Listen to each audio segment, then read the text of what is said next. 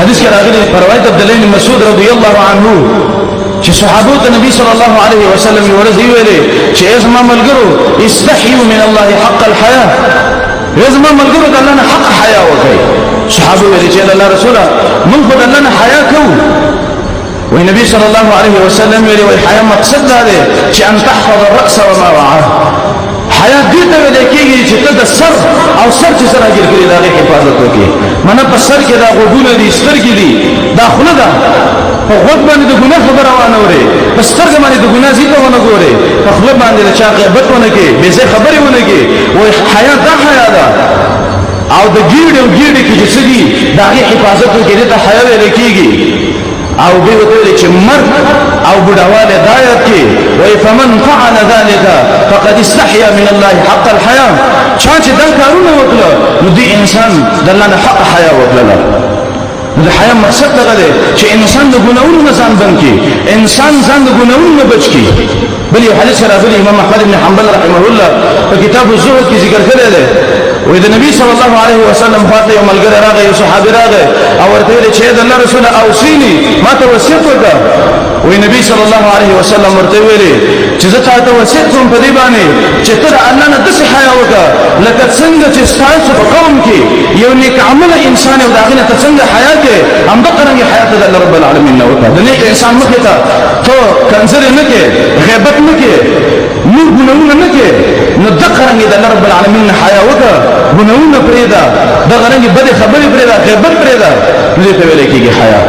بل یو حدیث کې راغلی په روایت د ابو ایوب الانصاری رضی الله عنه دا وایي چې نبی صلی الله علیه وسلم ویلي دي چې اربع من سنن المرسلین، وایي څلور خویونه دي، څلور طریقې دي چې دا د رسولانو طریقې دي.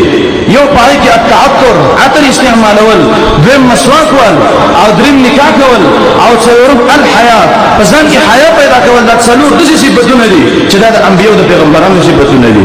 کله چې یو انسان کې حیا وي نو دا د تمام انبیو متبع او تابعدار دی.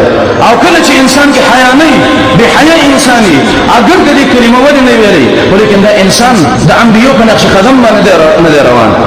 حدیث کې راغلی ابن ماجه کې روایت ده، نبی صلی الله علیه وسلم وایي لكل دین خلق، د هر دین خپل اخلاق دي، خپل خویونه دي.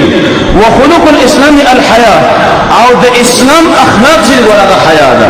د هر دین یو خاص خویونه اخلاقي، زمون د دین د اسلام اخلاق چې دي هغه ورته حیا ده. پسند حیا پیدا کول پکار دي.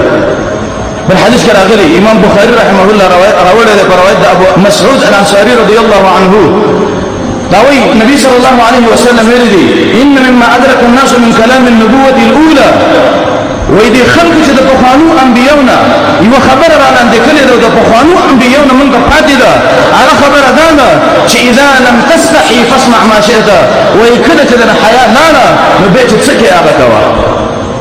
حیا چې د انسان یو اخرنه حد ده، نو چې کله انسان حیا پریدي نو به چې څه کوي غلي کوي. موسی عليه السلام برکه راغلي دي چې موسی عليه السلام چې کان رجلا حيا ستيرا، عيسى عليه السلام چې دا حیانات انسانو او پردناک انسانو. بل حدیث راغلي دي امام ترمذی رحمه الله راوړی دی په روایت د ابو هريره رضی الله عنه چې نبی صلی الله علیه وسلم ویلي چې الحیاء من الايمان، دا حیا چې دا د ایمان نه دی. والایمان فی الجنه، او ایمان په جنت کې دی.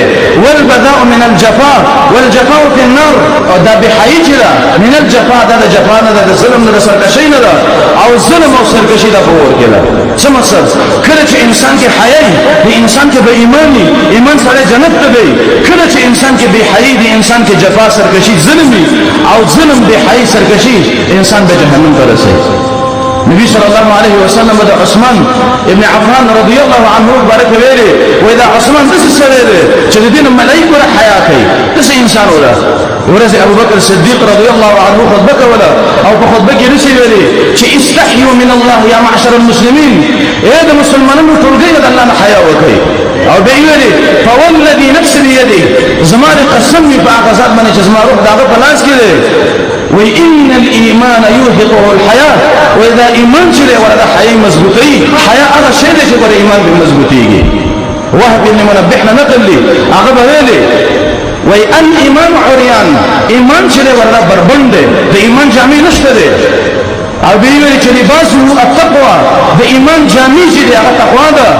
وزینته الحیا د ایمان خائص دی هغه حیا ده چې سره ځان کې حیا پیدا کی ماله العفه او د ایمان مال چې هغه عفت دی پاک دامنی ده فضیل بن عیاض رحمه الله بویلی وی پنځه دسه خوینه دي چې هغه د انسان د شقاوت او د بدبختی خوینه دي یو باغی کې قسوه القلب چې کله د انسان زړه کلک شي او دیم پای کې جمود العینین د سترګو وچېدل او دریم وګدو امیدونه او څلورم پای کې د دنیا سره محبت او پنځم قلت الحیا چې کله انسان کې حیا نه حیا پکې نه موجوده وای دا دسه خوینه دي چې د بدبختی خوینه دي د بدبختی علامات دي یحیی بن معاذ بویلی چې دا محدث دی وای من استحیا من الله شاهد د رب العالمین په دنیا کې حیا وکړه دا هغه وجه نه یو ګناه پرې کړه چې رب العالمین نه یې ادا ګناه نه کوم وای ان رب العالمین د قیامت ورځ باندې د انسان نه حیا وکي سره د دې چې د ګناګاری الله رب العالمین به حیا وکي او عذاب بنور کې جنت ته داخل وي